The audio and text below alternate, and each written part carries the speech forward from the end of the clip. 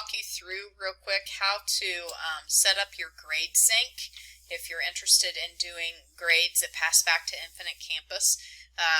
One thing that you have to make sure is grade sync can't have the little disabled symbol or the eyeball with a line through it. So if yours does, you would just go to Settings, and then once you're in Settings, you're going to go to Navigation, and then you need to pull Grade Sync above this Hide from Students line. They can't see it, but you need to have it enabled, and so then we would just hit Save. So once it is above that line, then we're going to set it up. We're going to click on Grade Sync, and this is a list of all of my current grade syncs. So one thing that we're going to do to set it up, this little checkbox, it really doesn't require a lot of setup. The little checkbox says you want it to run every night, and it runs about 2 a.m. our time, between 2 and 4. You'll see it posted, and I'll show you where that is. And so if I want to schedule a daily sync, I'm going to do the checkbox and hit Save. And then if I want to force it, so right now I want to force it to push all of my grades, and you can tell it which grades you want it to push, and I'll show you how to do that in just a second. But then we could hit the Submit, and it will force all of my grades to run right now. If we go back to the Reporting tab, and that was all under Grade Sync, if I go back to the Reporting tab, right here, you can see I had some that ran, looks like I had one that ran at 4 a.m. This must be my automatic run. Is it about 4 a.m.? If you get a little exclamation point, so some of you who have this set up, we had an error last night. We haven't had an error in months, but it is now fixed. But you'll see something that looks like this. So you just want to kind of check back, and if something isn't transferring, then you'll let me know, and then we'll figure out why that is. So I'm going to go ahead. I went ahead and forced it to run. Now this normally, you can kind of see this has been worked on here, so that's why it's not my name. Sometimes you'll see whoever forced it to run. So I'm going to hit refresh, and we can kind of watch it up here. Oh, it looks like it already went because there's the number. That's when I force it to run. It'll give me a number like that, and it says that everything was a success. You can kind of see it'll sit in the queue until it rolls. So on the Canvas side, to set up an assignment to roll, I'm just going to click on my Assignments tab here. And this is just a list of all of my assignments. There are a couple different ways that you can request that it runs. This was an assignment that is published, but it is not syncing with Infinite Campus. So we'll come down here and look at my assignments that are. I have 3 assignments that if I hit this little X, it'll turn it so that it does pass over, or this little check mark. So I have 3 assignments that are currently queued to pass over to Infinite Campus, and so I can click on one of those assignments. Another way to do it, other than just clicking the little box there, is if I click on it and I hit Edit, there is a little box right down here where it says Include in the assignment grades when syncing to SIS. So you can also click it there. So 2 different ways that you can click it. Anything that you've said has a grade, so a discussion, if you said it's going to be a graded discussion, or a quiz, or an assignment, anything that has a grade with it, you can send over to Infinite Campus, and this is how you set up that grade sync.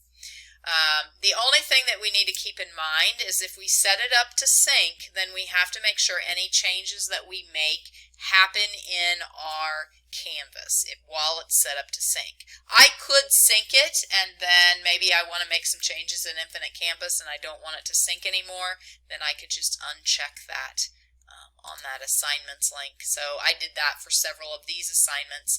They had previously synced with Infinite Campus, but I wanted to get rid of that connection between them, and so I just uncheck those.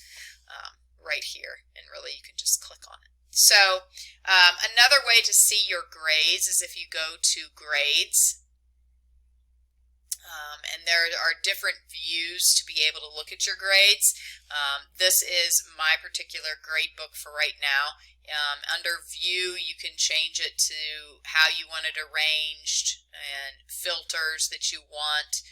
If you have multiple courses, I don't have multiple courses, but you can arrange by or filter. It'll say sections, and so you can do one section at a time.